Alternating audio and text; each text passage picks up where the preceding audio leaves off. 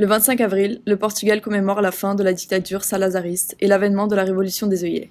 Mais qu'a été cette révolution et pourquoi est-ce qu'elle a un nom de fleur? Antônio de Oliveira Salazar, issu d'un milieu rural conservateur, était un jeune professeur d'économie à l'université de Coimbra, quand, en 1928, à l'âge de 39 ans, il devient un super ministre des Finances du Portugal, ayant les pleins pouvoirs et imposant une rigueur budgétaire absolue. En 1933, il est nommé président du Conseil des ministres et approuve une nouvelle constitution, qui lui confère le contrôle total de l'État. C'est la naissance de l'Estado Novo, qui va durer plus de 40 ans. L'Estado Novo est un régime autoritaire, conservateur, anticommuniste, catholique et nationaliste. Sa devise officielle est Dieu, patrie et famille, mais très fréquemment, on l'associe péjorativement au triple F, fado, Fátima et football.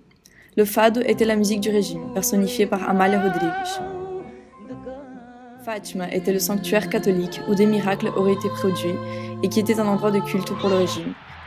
Le foot était instrumentalisé par le régime, surtout grâce à la puissance internationale du Benfica, qui a été à plusieurs reprises champion d'Europe. Salazar cultive l'isolationnisme du Portugal, défendant un pays fièrement seul, ainsi qu'une image de pauvreté qui serait une vertu.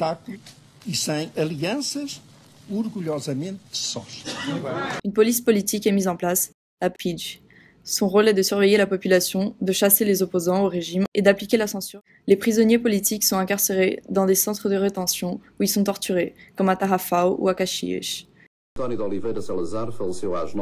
Après la mort de Salazar, le régime est affaibli, malgré l'ascension au pouvoir de Marcelo Caetano, qui avait des idées plus progressistes que Salazar. A teoria marxista assenta numa filosofia que é inspirada em Hegel. Les pertes liées aux guerres coloniales sont énormes et la population déchante.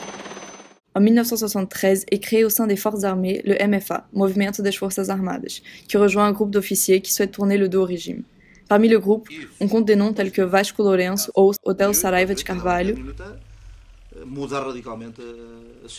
Le MFA crée alors le programme des 3D, démocratiser, décoloniser et développer. Le 24 avril, un groupe de militaires commandé par Hotel Saraiva de Carvalho occupe la caserne de Pontinha, dans la banlieue de Lisbonne, et signale par la chanson E Depois d'Adeus de Paulo de Carvalho le début des mouvements militaires. La chanson, qui était très à la mode à l'époque, n'éveilla pas les soupçons des autorités. À minuit 20, la radio contrôlée par les militaires transmet Grando, Vila Morena, un signal de l'irréversibilité des mouvements. En effet, la chanson était interdite par le régime salazariste, qui la considérait d'idéologie communiste. Sa retransmission à la radio était donc un signe incontestable du début de la révolution. À l'école de chevalerie, qui part de Santarém, est réservé le rôle le plus important. Les forces commandées par le capitaine Salgueiro Maia occupent le Terreiro do Paço, principale place de la ville de Lisbonne, puis la caserne du Carmo, siège du chef de gouvernement. Só um minuto.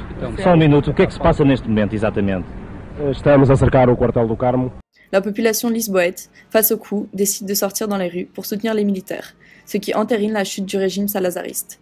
Sans soutien militaire et faisant face à des quantités massives de gens, Marcelo Caetano est contraint de laisser le pouvoir et de s'exiler, d'abord à Madère, puis au Brésil. La révolution est généralement considérée pacifique, car on dénombre seulement 4 civils morts, dans ce qui a été une tentative désespérée de la PIDE de conserver le pouvoir. Mais après tout ça, on n'a toujours pas compris pourquoi on parle de révolution des œillets. Le 25 avril 1974, un restaurant avait prévu d'ouvrir dans la rue Brancamp et d'offrir des œillets à chaque cliente femme. Compte tenu de l'agitation de la ville, le propriétaire a annulé l'inauguration, sans avoir offert les œillets à ses travailleurs.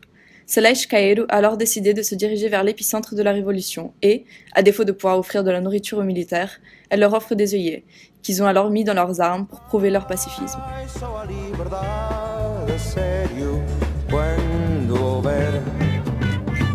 A paz, o pão, habitação, saúde, educação, só a liberdade a sério quando